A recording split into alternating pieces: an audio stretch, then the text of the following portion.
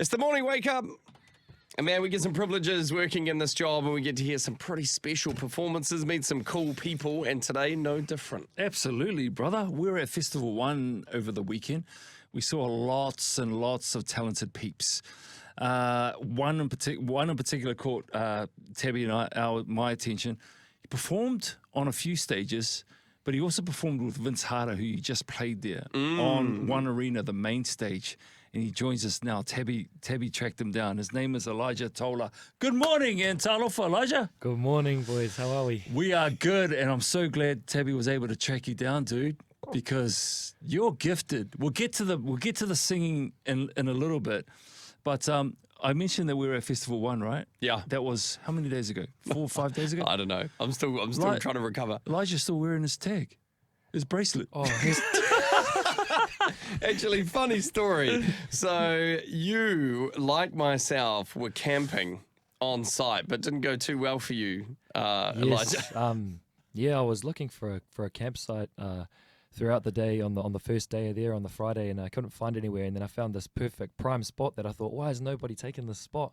Went and set up my tent, and then the first night went all right, and then went back after worship rehearsal on the second day, and it was flattened, and I'd realised that it was right in the wind alley, right where the wind goes. So yeah, my tent got flattened, and I had to make the move up into my car for the next 2 nights. He slept in his car. So, and you were performing all over the place, right? You didn't just perform with Vince Harder. You were on stage with a few different people. Yeah. Singing. So, and in the meantime, sleeping in a car. That's a rough experience, man. Oh, it was good. You know, the old Ford Fiesta giving me a little bit of a siesta in the Fiesta. Elijah, yeah. you're Samoan, right? Yeah, we don't camp, bro. Yeah. That's why don't do that again, okay? Now, how did you get to and arrive to Festival 1? What's the story there? So I performed last year as a part of a worship band with my friend Mitchell, and then my friend Jasper, who was leading worship with One Worship this year, tapped me on the shoulder and said, "Oh, we'd love to have you as a part of the One Worship team this year." You know, he kind of he likes to get a lot of people involved from different churches, different denominations, and we'd known each other a bit from the gigging scene in Auckland. So he gave me a shoulder tap, and then a friend called Nick Dow as well, who you've had here on the show before, he also wanted to get Jasper and I involved in a little bit of backing vocals. So that was kind of how I ended up there. And then do you want to talk the Vince thing now? Yeah, go. Yeah, so I'd met Vince last year at a gig, and we'd kind of got on talking and connected there, and then he spotted me again at Festival 1. I went and said hi, and he'd obviously been a 24 hours notice artist due to a cancellation, and he'd come in and he said, "Oh, well, my set's pretty flexible, bro. Would you be keen to jump up and have a jam on one song?" And I was just gobsmacked. I was like, far out, Vince Harder just asked me to jump up. So, I jumped up and sang a song with him, and that was pretty awesome, eh? It was, what an experience, and what a vocalist to share the stage with. Had I not heard that story, I would have thought you two had jammed for a long time. That's how good you were, bro. Well, that's how good he is, man. Just adapts and just makes everyone that jumps up with him sound mean, so... Man, you're going to have to bring the goods today because Salah and Tabs have talked you up a lot, Yeah, right? better not disappoint, okay, man? You better not disappoint. Like music, that's your thing, right? Like this is all you, because you're studying to be a music teacher at the moment, is that right? Yeah, so I studied a couple of years did a jazz degree at Auckland Uni a few years back, and then went and did. I was a musician in the Navy for a couple of years. Yeah, tell us about that, because I didn't really know that was a thing. How do you...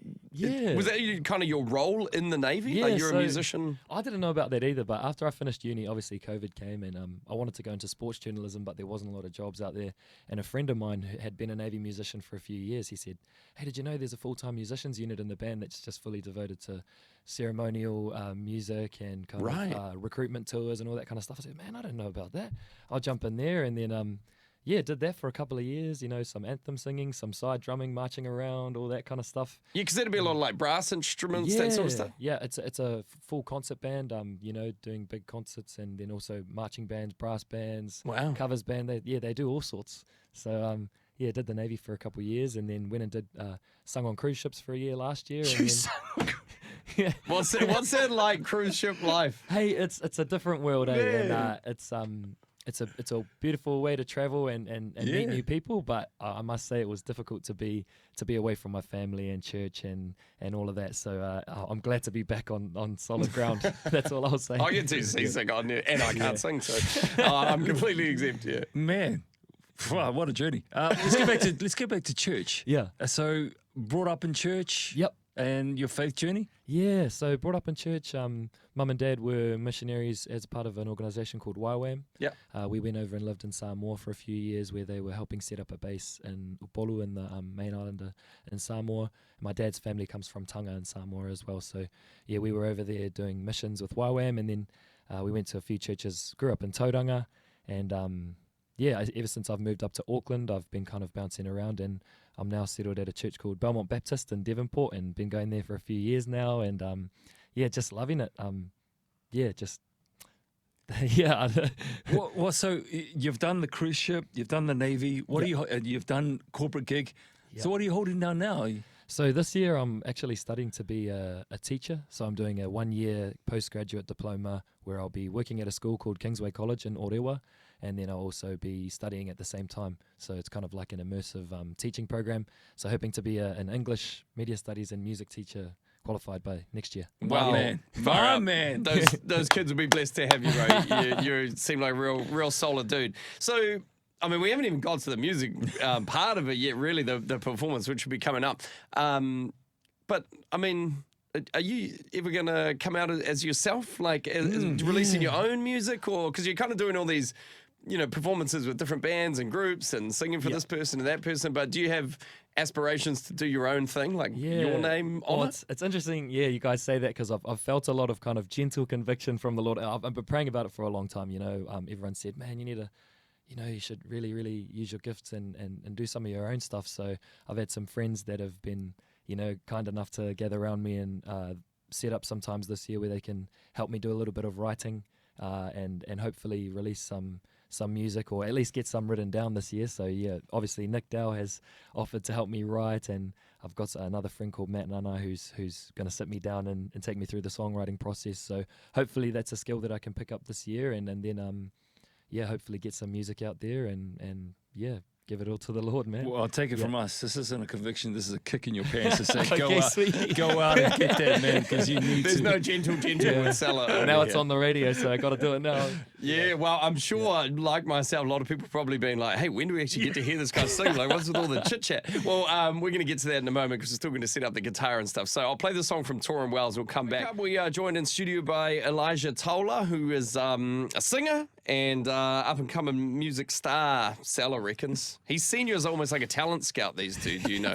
At Festival 1, they both couldn't stop going on about it. They're like, this guy, man, we saw him on stage. You just say, our eyes met. And I just knew there's something there. Yeah, well, actually, that's pretty much it. You can feel an energy of a person and the vibe of a person, and not just the musicianship, but just, at Festival 1, obviously, where there is a community, and we've got one vision, one person in mind, and that's God, right? Now, when I heard Elijah, and I didn't just hear you with Vince, I heard you perform at another stage, and I thought, this dude has got something, and you need to share your gifts. Don't be selfish and hold on to them yourself, man. Don't hide it under a bush, man. No, Yeah. so I'm glad we track you down, bro. Tell us a little bit about, because you talked about, you played on cruise ships, you're in the Navy band for a long time. Music in general, has that always been a part of your life, like growing up with music, or you seem like you play a few different instruments, talking about drumming, now you're going to play guitar, you sing. Yeah. Does that just come really natural to you? Yeah, for sure. I mean, I always really looked up to my sister. Did a lot of singing when I grew up, and she would sing anthems at netball games and sing at halftime of rugby games and all that kind of stuff, and really, really looked up to her. And her and my dad were in the worship team at church and all of that. So I really kind of, music became what people find things that they enjoy, and they kind of, I guess, gather their personality around. I picked it up at school and kind of just went through. Yeah, it was a good way to kind of creative outlet and really express myself. And it's been a huge integral part of my life, 100%. You've done a lot in your young life. You're going to be a teacher. You're starting to become a teacher. What does success look like for you in a couple of years? What would you in 2 years' time? Yep. What would you be really, really happy doing? To be honest, I've been a person who's tried to make plans in the past and tried to lean on my own understanding and do things according to what I think is correct and what I think is the right thing to do, and through a series of trials, tribulations, tests, and all that kind of stuff, I've realized that I shouldn't plan too far ahead. It's always in God's hands, and if I can be doing something that glorifies Him, no matter what I'm doing, whether I'm singing on big stages or whether I'm singing to just my own little family or whatever, anything that I can be doing to just glorify the name of the Lord, if that's what I'm doing in 2 years, then I'll be a happy man. Amen. Yeah. Flip. Well, that heart shows through, man, in your voice. So, what are you going to sing for us today? Guitar's ready to go, and what are we hearing? I'm going to sing a song called "Still" from Hillsong. It's one of my favorites. Derives from scripture, Psalm 46, verse 10 of "Be still and know that I am God." And in seasons of trial and seasons of darkness and uncertainty, it's a real important reminder to just be present in the stillness and understand that God is bigger than anything that life can throw at you. So yeah. Let's go, bro. Make it happen, brother. And all the imperfections that come through in my voice today. Yeah, it's so unfair mornings. All musicians are actually like, requested the afternoon slot. Dude, I put you up something chronic. You better deliver. Yeah. Actually, when talking about Salah, that he saw me at the stage, I actually thought I saw a glimmer in somebody's eye from the side of the stage, and it must have been Salah. I've been trying to identify who it was, but it was me, bro. That little twinkle. All right, Elijah Tola, thanks so much for coming in, bro. And when you're ready. Awesome. God bless you guys. All right, here it is.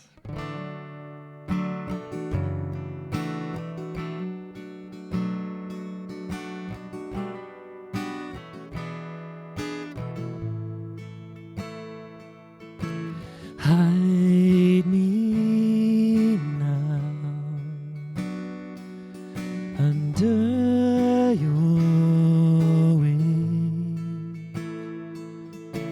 Cover me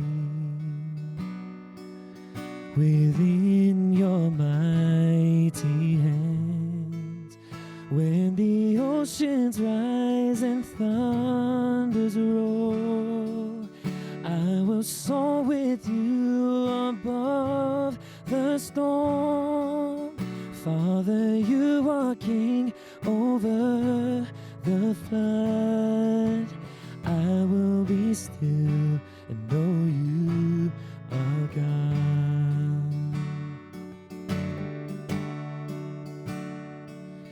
Find rest, my soul, in Christ alone. Know His power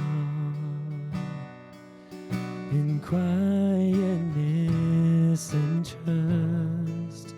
When the oceans rise and thunders roar, I will soar with you above the storm.